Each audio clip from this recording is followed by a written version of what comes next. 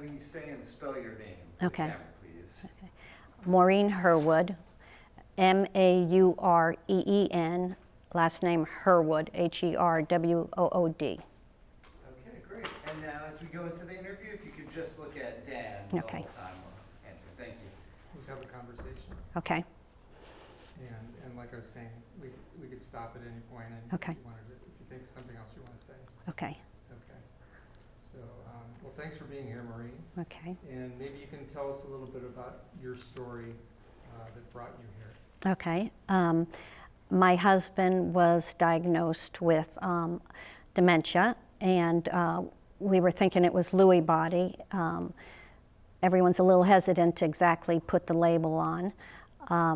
He was under care of a neurologist for many years.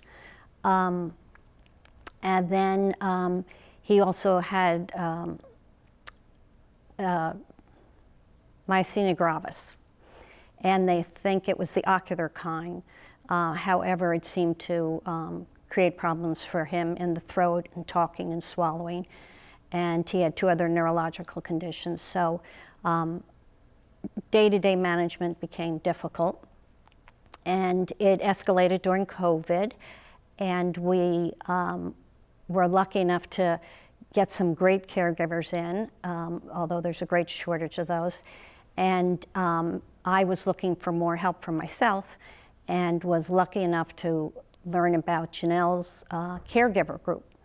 And even though it's not in my physical territory, it was easy to access during COVID through her Zoom sessions. And from her, she always provided lots of information in her follow-up emails, and I became more familiar with UCSD. Okay. And so you probably learned a lot along on this journey, scientifically, medicine, caregiver. Overall, the experience obviously heartbreaking, but do you feel you got something out of it that you've carried with you? Definitely. I kind of had an edge up. My background is rehabilitation, and I was trained as an occupational therapist back in the 70s, so I wasn't practicing for the last 20 years. And so I knew the things that needed to be done. I knew the adaptive equipment I needed. I didn't know the new research. I didn't know the terminology around dementia. That was not a group, that you typically saw in the 70s in rehab. And I was specialized in pediatrics and neonatology, so I was definitely at the other age spectrum. And what I liked about Janelle's group is that, in those follow-up emails, she led me to other resources, and one of them was an OT who ran a very effective program, and I took those videos, the training videos, and bought the books and provided those to my caregivers. And they were the format in which I wanted them to interact with my husband.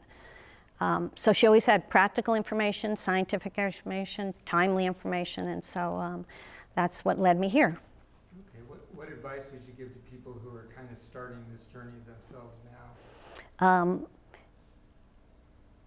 Keep your ears open, because things come when you don't, just like Janelle, she walked in and I wasn't looking in San Diego. Keep your options open. If you don't get an answer that seems sufficient, seek out another facility, seek out another doctor. Create a journal, because the dynamics every day are very different, and you need to be prepared to present your observations, because when you live with it, you know far more than anyone else. And sometimes the smallest of actions are often the precursor of something coming, or create a picture when you put the detail together. So having a journal has really been helpful for me and my friends who've been going through this. You're prepared for those conversations with the doctors and the side effects, and you can kind of reflect which way you're moving. Is the disease progressing? Is it stabilizing? Is it getting worse? So those were good for me. And almost any recommendation that anyone gave, I listened to it. And I tried to see if that would fit into what I was doing. It's different when you're a therapist and you're providing information to people. But when you're in the role of living with it, you sometimes lose sight of what's going on. And so having friends that I trusted and professionals that I believed in really guided me. Yeah, I said, okay, that might be what I need. And so I tried to follow up on most of those.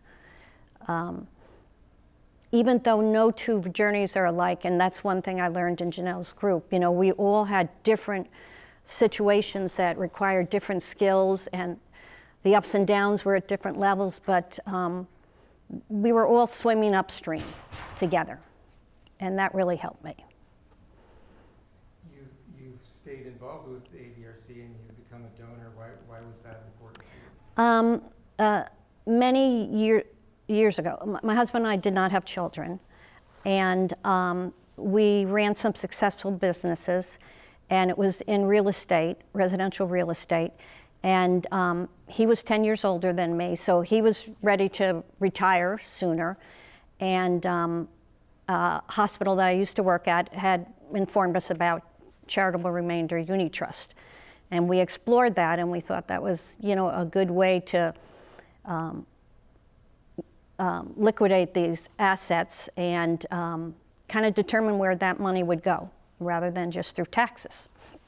So a good 15 years ago, we created charitable trust and identified charities that we were close to then, that we knew were small in some ways, large in some ways, and not knowing what was in the future. So fast forward 15 years, and I became in contact with other services, such as the one here, that fit the bill where we were in our life, and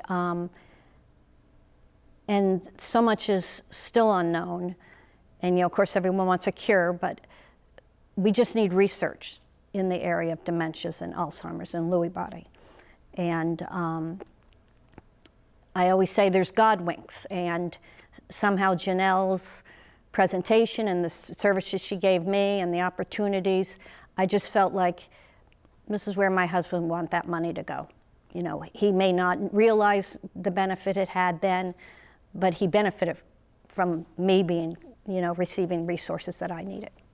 So that's how we.